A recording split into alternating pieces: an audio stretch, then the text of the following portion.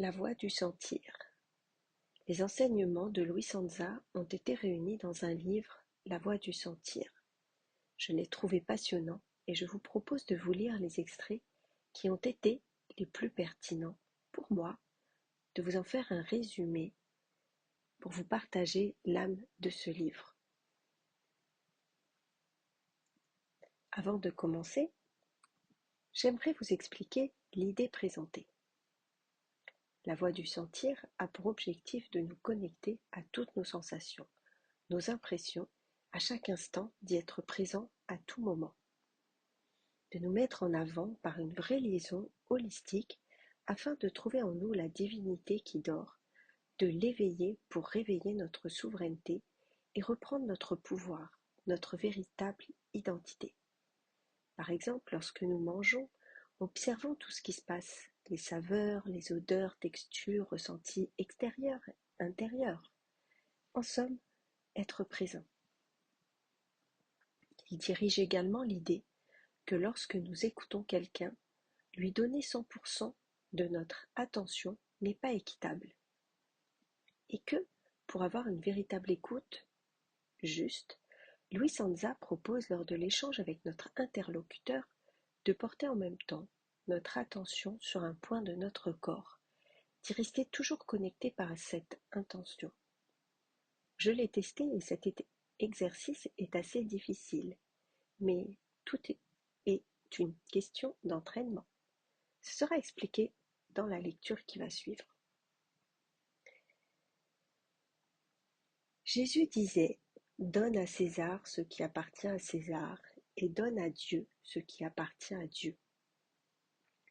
Donne au monde ce qui appartient au monde et donne à Dieu, c'est-à-dire à l'intérieur de vous, ce qui appartient à Dieu. » 50-50, la division de l'attention qui conduit au rappel de soi est la clé d'un travail efficace.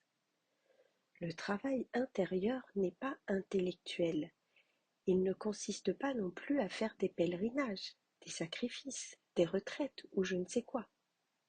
La division de l'attention est un travail d'attention, parce que c'est par une attention divisée que vous allez capter les énergies qui sont présentes autour de vous et en vous. À force de pratiquer cette division de l'attention, capter va devenir une nouvelle habitude. Mais ce sera une habitude volontaire et non accidentelle. Elle ne vous est pas imposée par les autres. Personne ne va vous obliger à diviser votre attention. Il n'y a que vous et votre volonté qui puissiez le faire. Il s'agit d'introduire à l'intérieur de soi-même la nécessité d'une présence à soi, parce que c'est absolument indispensable. Si je ne suis pas présent à ce que je dis n'a pas de poids, pas de valeur. Lorsque je suis en état de division d'attention, je ne suis pas en état de tension. Le fait d'être paisible permet de capter plus de choses et de manière plus fine. Si vous avez un problème, si vous êtes tendu, concentré, vous ne pouvez pas capter ce qui se passe autour de vous. Et si, en divisant votre attention, vous créez en même temps un climat heureux en vous, vous allez capter encore davantage. Le sentir n'a rien à voir avec le monde de la personnalité. Le sentir est une émotion biologique, parce que le corps a ses propres émotions. C'est la partie émotionnelle du corps biologique. Le sentir, c'est plonger d'une façon vierge, neutre, dans une masse émotionnelle.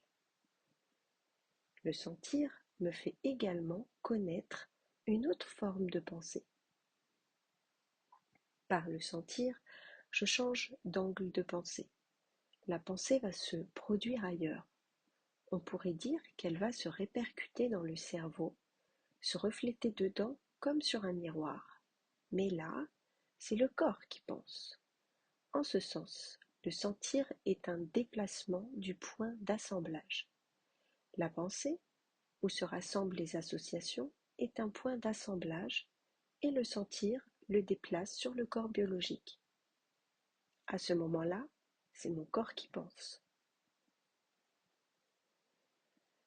Lorsque je prends la sensation, Ma pensée cesse. Ce n'est plus moi qui pense, c'est le corps qui pense. Et lorsque le corps pense, il n'associe pas les pensées, car sa pensée est sphérique et créative. Le cerveau, lui, ne peut pas penser sans associer. Ne mélangez pas sentir et ressentir. Quand on parle de ressentir, on va faire le corps à partir du mental, c'est-à-dire avec une pensée qui le conditionne. Sentir, c'est l'état sensitif sans commentaire. Alors que ressentir, c'est la manière dont je traite la sensation, additionnée de commentaires et d'interprétations venant du connu. L'être humain est constitué par 3 centres principaux: le centre mental, le centre émotionnel et le centre physique. Effectivement, il y a bien en moi une part qui pense, une part qui aime et une part qui sent.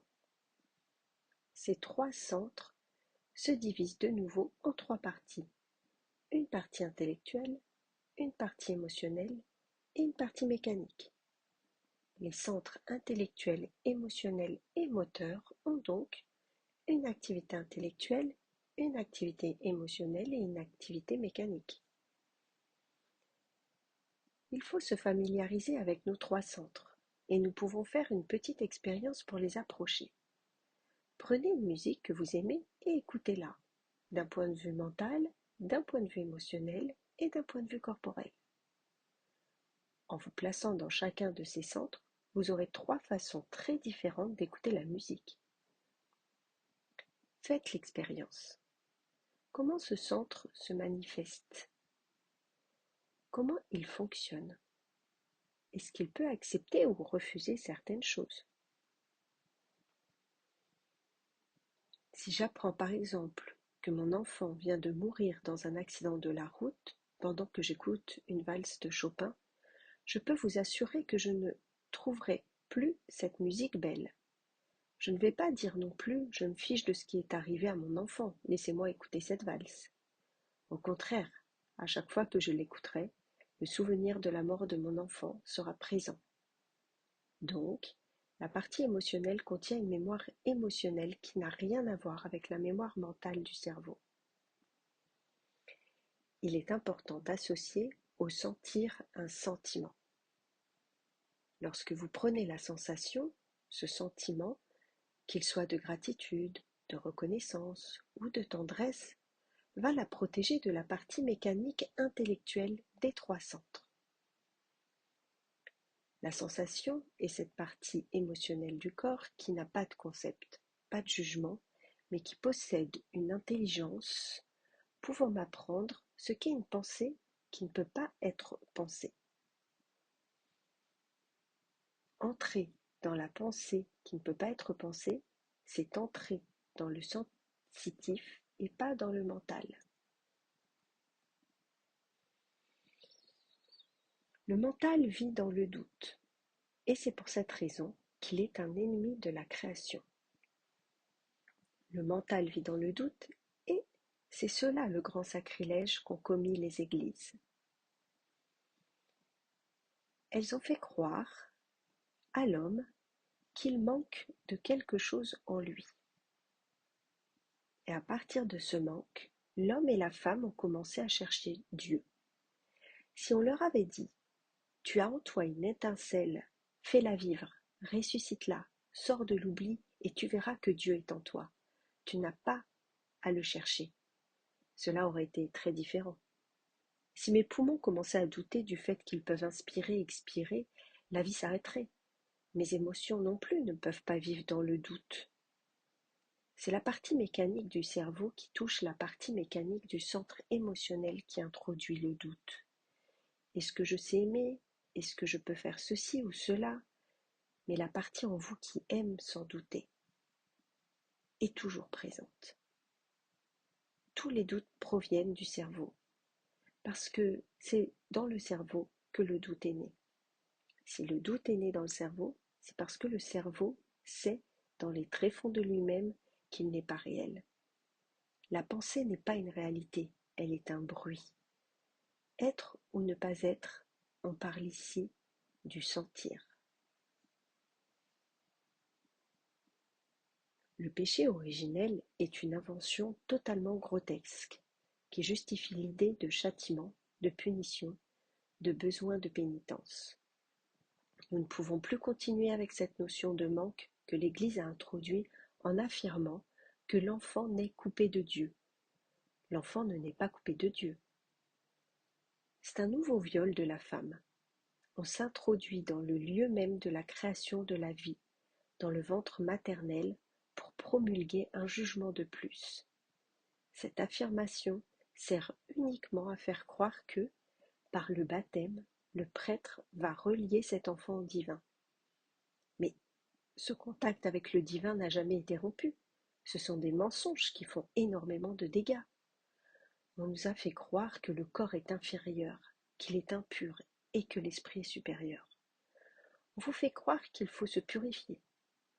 La réalité, c'est qu'on a surtout cherché à maintenir l'individu dans la souffrance, dans la culpabilité, parce qu'ainsi on peut le manipuler plus facilement.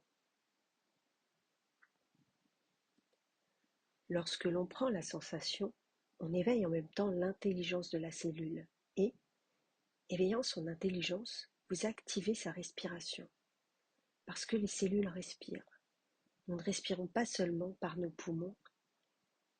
Lorsque j'inspire et que j'expire de l'air, pas seulement par le nez ou la bouche, mais par le corps.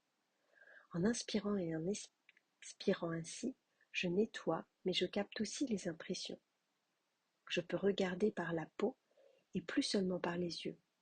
Je peux entendre les sons par le corps et plus seulement par les oreilles. Je peux goûter le goût d'une pomme par les mains et plus seulement par la bouche. J'entre dans un autre monde. C'est une redécouverte totale des 5 corps, de ces ouvertures, de l'âme que sont les sens. La personnalité agit à la façon d'un envahisseur. Comme elle fonctionne d'une façon éminemment convexe, elle s'approprie tous les canaux de communication, le corps, le sexe, la pensée, la raison, tout. La personnalité prend constamment le pouvoir parce qu'elle cherche à exister avec l'identité qu'elle s'est construite.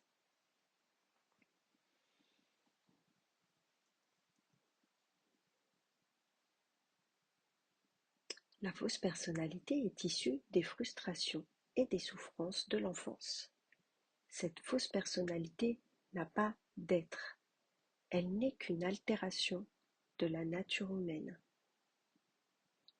La vraie personnalité, par contre, est une expression de l'être. Elle a un aspect divin. Elle est en relation avec nos dons. Elle met en rapport avec l'être, non pas en rapport avec notre histoire personnelle.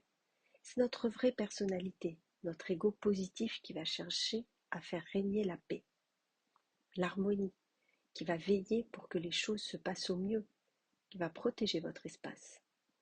Votre personnalité réelle est au service de l'être. Si par exemple, je suis invitée à dîner et qu'au cours du repas mon hôte m'affirme que le travail intérieur ne sert à rien ou que Dieu n'existe pas, je lui répondrai par l'affirmative. Pourquoi ? Parce que le but n'est pas de polémiquer et de discuter. Le but, c'est de manger. Là, c'est la vraie personnalité. C'est la vraie personnalité qui est intervenue avec un but de protection.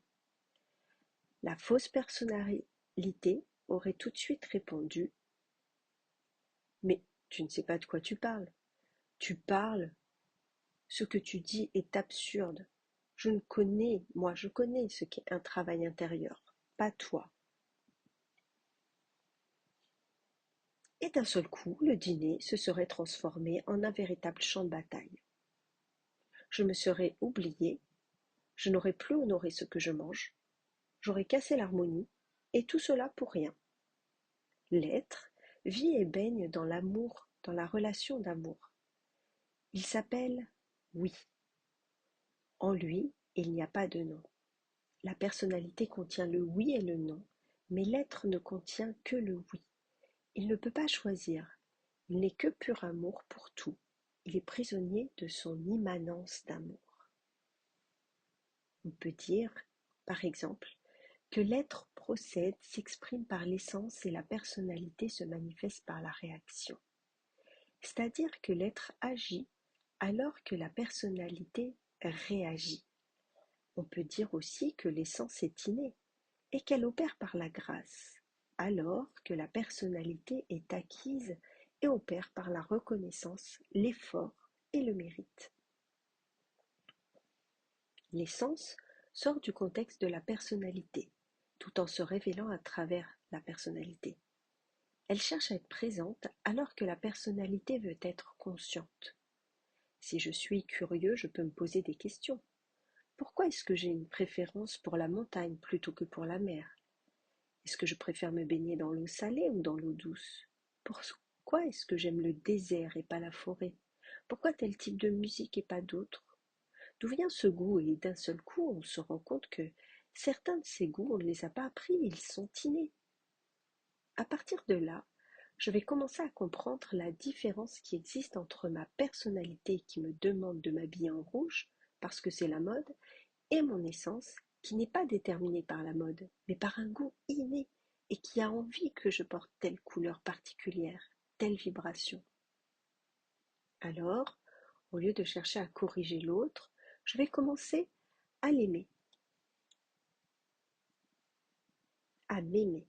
Je vais commencer à accepter mes défauts et mes qualités. Je vais admettre mes imperfections. Je vais étendre une masse de miséricorde et de patience sur moi-même afin de pouvoir commencer à me supporter. Afin de pouvoir supporter les autres, il faut que j'apprenne à me supporter moi-même. On supporte mal les autres parce qu'on ne se supporte pas soi-même. Voilà ce qu'il faut voir. On ne fait que prendre. C'est pareil avec les chakras. On vous parle toujours des bénéfices que vous pouvez tirer en les utilisant. Mais est-ce qu'on vous propose de les remercier pour tout ce qu'ils vous donnent? Jamais. Pourquoi? Parce que nous vivons et nous nous privons constamment de la force d'aimer. Chaque chakra est également en relation avec les ganglions du système nerveux et avec les glandes endocrines et surrénales. En plus des connexions, les chakras participent au processus de la respiration, de la digestion et de la procréation. Le premier chakra gère les glandes surrénales, le deuxième les gonades, le troisième le pancréas, le quatrième le thymus et le cœur, le cinquième la thyroïde et la parathyroïde, le sixième l'hypophyse et le septième la glande pinéale. Rien que ça. Les chakras captent par le dos. Les énergies entrent par derrière et sortent par devant. C'est pour cette raison qu'un guérisseur travaille presque toujours dans le dos. Cultivez la base. Enracinez-vous dans votre sensualité, dans la sensation de votre corps. Commencez par vous incarner. Lorsque vous êtes dans la sensation de votre corps, vous n'êtes pas en état d'identification. Mais dès que la sensation n'est plus présente en vous, vous vous retrouvez instantanément dans votre tête, dans votre personnalité béate et stupide. C'est dans le chakra racine, appelé aussi le lieu du principe fondamental qu'apparaît dès notre naissance notre première conscience. Pour cette raison, la non-acceptation de notre incarnation humaine peut parfois être à l'origine de certaines angoisses existentielles que l'homme moderne éprouve. La conscientisation de notre santé constitue justement l'acceptation de l'ancrage dans notre propre matérialité. Un jour, il faut se dire « Je ne veux plus être un initié, je le suis. Je ne veux plus être heureux, je le suis. Je ne veux plus chercher à entrer dans la vie, j'y suis. » Là, vous pouvez commencer à approcher ce que signifie « je suis, je suis, je suis ». Le mystère du christianisme est basé sur 3 éléments. La négation, c'est lorsque Jésus dit « tu mourras 3 fois ». La trahison, c'est le rôle qu'a pris Judas. Et la révélation, c'est la révélation de la grâce. Si vous approfondissez ces 3 éléments, vous commencerez peut-être à comprendre ce qu'est votre conscience psychique.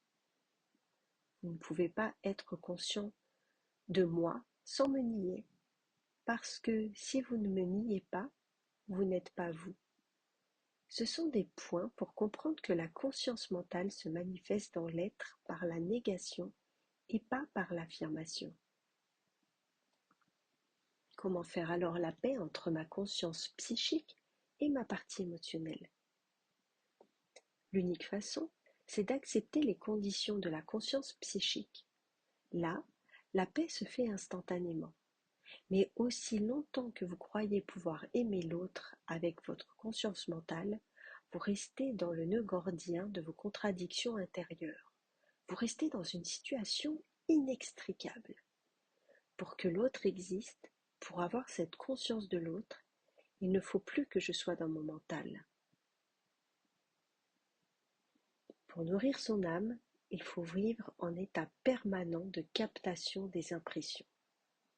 Et, lorsque l'âme capte les impressions, Dieu peut alors connaître l'expérience de la multiplicité. Il peut connaître le parfum d'une rose, la saveur d'une tomate. C'est pour cela qu'un chaman n'arrête pas de capter par les yeux, par le nez, par le toucher, par le goût. Pour être relié à son âme, il faut être présent à soi-même, relié à soi-même. Sinon, l'impression est perçue à travers la mécanique du corps et elle est ensuite évacuée. Les impressions sont la plus haute nourriture que l'être peut capter dans cette vie. Elle a besoin de nourriture pour, peu à peu, former et cristalliser un corps afin de pouvoir résister à l'entrée dans cette autre dimension qu'est l'infini ou l'éternité. Votre âme doit être forte d'incarnation, de mémoire, parce qu'elle est l'unique véhicule que vous aurez plus tard. Vous voyez, c'est elle qui continue le voyage, ce ne sont pas vos idées. Nettoyer sa mémoire.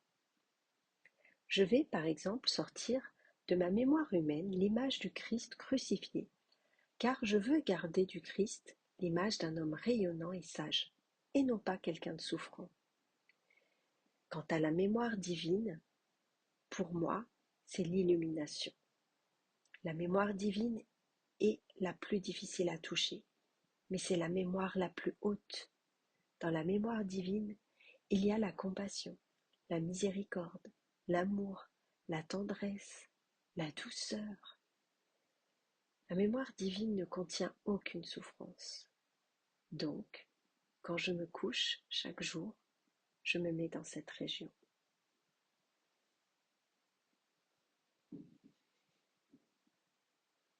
Une grande différence entre l'homme et la femme concerne l'espace. L'homme se sert de l'espace pour faire, alors que la femme a besoin de l'espace pour exister. L'homme manipule l'espace, mais la femme est l'espace, c'est-à-dire qu'elle occupe par sa dilatation. L'espace est une nécessité absolue du féminin. C'est pour cela que l'intrusion ou le manque d'espace est insupportable pour une femme. Un couple est constamment confronté à cet aspect dans la vie quotidienne. Lorsque tu vois le négatif de l'autre, pose-toi la question: qui regarde en toi?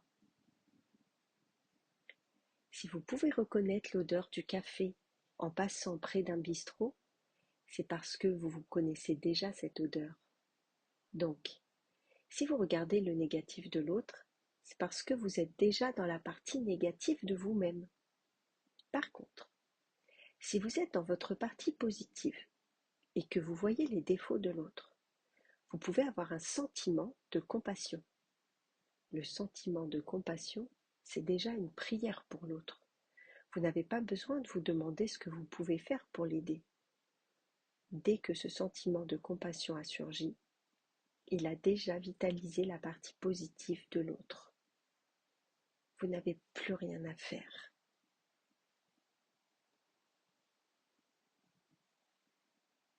Ce n'est pas en attaquant le négatif que vous pouvez intérieurement avancer. C'était en diminuant la force qu'il a. Parce que chaque fois que vous exprimez une émotion négative, vous augmentez sa force en vous. Vous le musclez. C'est cela qu'il faut comprendre. À un moment donné, Vous devez donc faire un choix entre le positif et le négatif. Comme Jésus le dit, celui qui n'est pas avec moi est contre moi. Alors, qui pense en moi? Si je laisse ma partie négative me penser et agir, alors je ne suis qu'un lieu vide de tout contrôle, vide de toute vigilance. Je ne suis rien. Se pose alors la question, quel lieu suis-je? Est-ce que je suis un lieu inhabité qui ne représente aucune valeur à mes yeux? Ou est-ce que je possède un espace intérieur que j'aime et que je veux protéger? Lorsque Jésus dit « Le royaume des cieux est à l'intérieur de vous », il indique beaucoup de choses. Un royaume est un espace. Alors, créez en vous ce royaume. Si vous ne le créez pas, ce n'est ni moi, ni votre voisin qui va le créer pour vous. C'est vous qui devez le créer. Et pour cela, il faut que vous sortiez de ce côté assisté. Commencez par vous demander « Quel est mon espace intérieur? En quoi consiste-t-il? Comment est-il ?» Si vos réponses sont floues, c'est parce que vous ne l'avez pas défini. Un des grands secrets du chamanisme, comme du soufisme, c'est de savoir délimiter son espace. Quand je veux faire un tableau, je dois commencer par définir ce dont j'ai besoin, c'est-à-dire avoir une toile, des pinceaux et des couleurs. Pour écrire un livre, c'est pareil, il me faut un espace, que ce soit un ordinateur ou une feuille avec un stylo, à l'intérieur duquel je vais pouvoir écrire. Cet espace intérieur, c'est comme une datation de votre conscience, mais vous ne travaillez pas dans un infini, vous travaillez dans votre dimension. Vous allez ainsi récupérer quelque chose qui vous a été ôté depuis l'enfance, votre souveraineté. Ce n'est pas une souveraineté qui va s'exercer sur les autres, c'est votre propre souveraineté qui s'exerce sur vous-même. Alors, un jour, décidez de créer votre espace intérieur et définissez-le. Pour cela, vous dessinez un cercle sur une feuille de papier et à l'intérieur de ce cercle, vous notez tout ce que vous vous rappelez de positif dans votre vie. Si votre père vous a fait souffrir, si votre mère vous a fait souffrir, changez-les. Vous créez ainsi, dans votre espace intérieur, l'archétype du père ou de la mère dont vous avez besoin. Si vous auriez voulu avoir une mère douce, tendre, affectueuse ou un père protecteur et aimant, créez cette image en vous. Si vous le désirez, prenez des maîtres en modèle. Ne les adorez pas, utilisez-les. Par exemple, vous pouvez utiliser la vibration de Marie-Madeleine qui enseigne la douceur, la miséricorde, la compassion, la sexualité sacrée. Au début, vous la nourrissez tous les jours avec votre attention. Ensuite, vous vivez avec elle. Un jour, mon boulanger a fait un pain extraordinaire qui se trouve dans mon espace intérieur. Ce n'est pas l'homme en lui-même, je ne le connais pas. C'est ce qu'il fait, parce que tous les matins, je me régale avec son pain.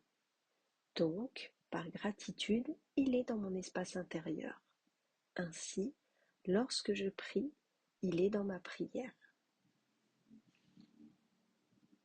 Quand vous attrapez l'une de ces mémoires passées, vous devez aussi la nourrir pour qu'elle ne disparaisse pas. Vous devez la nourrir avec la respiration. Cette mémoire agréable, vous allez la solidifier avec de l'oxygène. Pendant quelque temps, quelques semaines, vous allez ainsi à la pêche d'un goût perdu, d'une saveur perdue, d'une odeur ou d'une vision oubliée. Quand vous allez dans un restaurant, vous ne commandez pas un steak pourri ou un œuf périmé. Vous choisissez une nourriture saine, propre, qui vous fait envie. Lorsque vous avez un espace intérieur, c'est la même chose. Vous le nourrissez avec ce que vous aimez, avec des choses positives. C'est du bon sens. Ainsi, lorsque vous écoutez un morceau de musique qui vous donne du plaisir, lorsque vous regardez un paysage ou un tableau qui vous touche, vous accumulez des mémoires positives.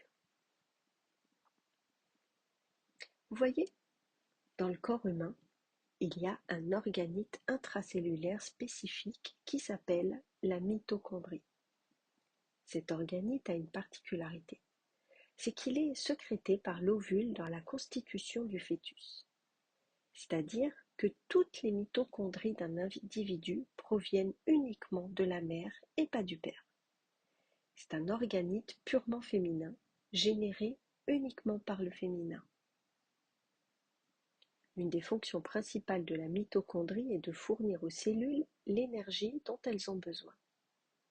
Quand vous mangez un aliment, vous n'en retirez pas encore son énergie, vous commencez seulement à casser son homogénéité.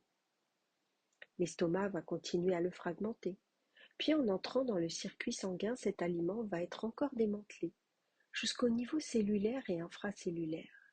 Là, les molécules et les atomes vont continuer à être cassés jusqu'à ce que la membrane interne de la mitochondrie puisse en capter l'énergie. La mitochondrie extrait l'énergie pure, l'énergie photonique. Si vous voulez l'appeler lumière, appelez-la lumière.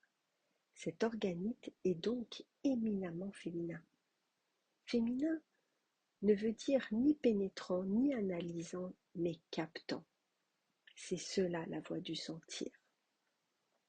L'amour, c'est la partie féminine de l'homme qui peut aimer. Ce n'est pas sa partie masculine. De même que c'est la partie féminine de la femme qui aime. Et si vous n'aimez pas, vous ne pouvez pas capter. Parce qu'aimer, c'est un état de captation. C'est le secret. Ainsi aussi, que vous soyez femme ou homme, lorsque vous parlez, agissez et faites ce travail avec la partie masculine de votre cerveau, avec votre yang, vous êtes à côté de la plaque. Parce que lorsque vous travaillez avec votre hémisphère gauche qui est spéculateur et très avide de pouvoir, tout ce que vous le faites avec un but personnel. Vous ne le faites pas pour servir la vie, vous le faites pour vous servir vous. L'homme s'accomplit dans la vacuité de la femme, mais la femme, elle, ne s'accomplit pas dans la pénétration de l'homme. L'homme a créé les églises et les monastères, il cristallise. Il a besoin de minéraliser la femme, la Vierge Marie, pour être sûr qu'elle ne va pas s'échapper. La femme, par contre, est une aventurière, c'est une pensée impensable, c'est le mythe. La femme n'a jamais construit de grands temples. Elle ne peut pas vouloir construire un temple, puisqu'elle est elle-même un temple. Au lieu de dire « j'ai une femme », il pourrait dire « j'ai constamment devant moi ce que j'appelle le divin ». Évidemment, il préfère le divin qu'il a créé dans les églises et qu'il vénère à la messe. C'est là où l'homme nie la divinité de la femme et où la femme se laisse nier. La plus grande erreur de la femme, c'est de l'avoir laissé faire cela. Elle ne pouvait peut-être pas dire à l'homme « Espèce de tordu, ne regarde pas le ciel, regarde devant toi. Devant tes yeux, tu as le divin, c'est moi. » Mais, si j'admets que le divin, c'est la femme, je ne peux pas être supérieur à elle. C'est toute la problématique de l'homme.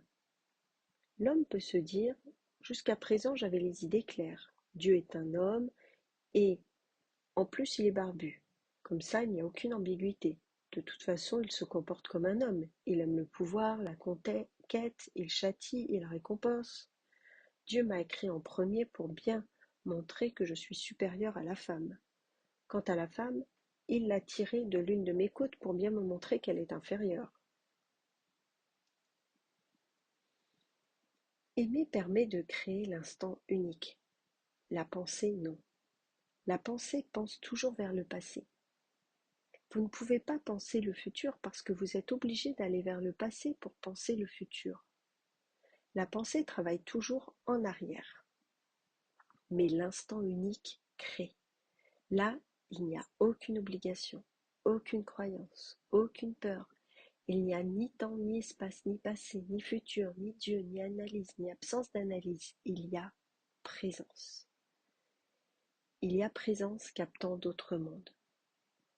Entrer dans l'instant unique, c'est se rendre compte qu'une goutte d'eau de l'océan contient tous les éléments de l'océan. Apprenez à caresser l'espace, à caresser l'autre, à caresser les choses comme si vos yeux étaient tactiles. Je touche les êtres avec mon regard car mon regard est tactile. C'est ce qui s'appelle voir. Et le voir enveloppe l'autre. Et, peu à peu, ce regard qui est rempli de mansuétude et de calme commence à être animé par une autre énergie. L'amour n'attend que cela. Ne sépare pas l'homme du divin. Le divin ne se trouve pas dans les églises ou dans les temples. Il est à l'intérieur de chacun d'entre nous.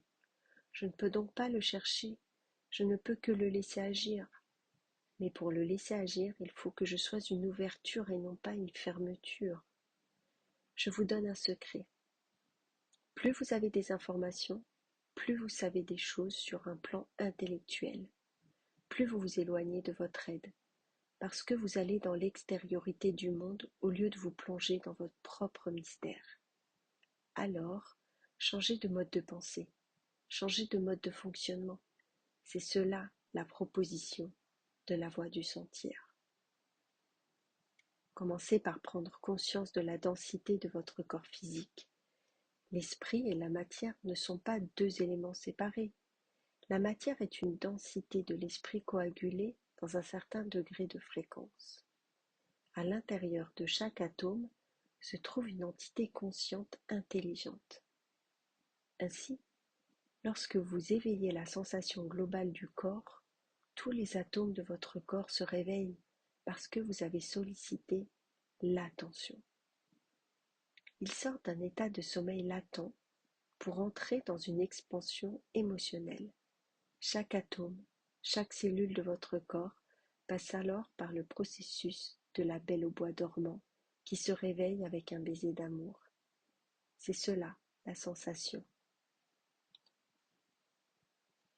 La sensation est une visitation amoureuse, sensuelle, sensible et sensitive de votre corps dans un monde de contact.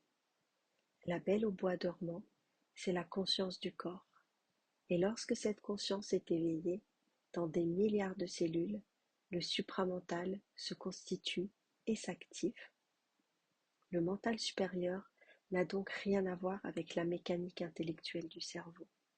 Mais, comme nous vivons dans l'oubli, il faut pratiquer très souvent l'éveil de la sensation, parce que, dès que la tension s'éclipse, la sensation disparaît pour retomber dans le sommeil.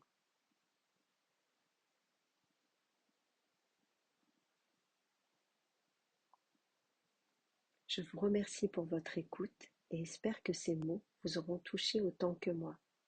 Je vous souhaite d'accéder à votre souveraineté, à votre divinité, dans la voie du sentir. Dans ce livre sont également proposés des exercices afin de s'entraîner à la voie du sentir. Ils vous seront offerts dans les prochaines vidéos. À bientôt.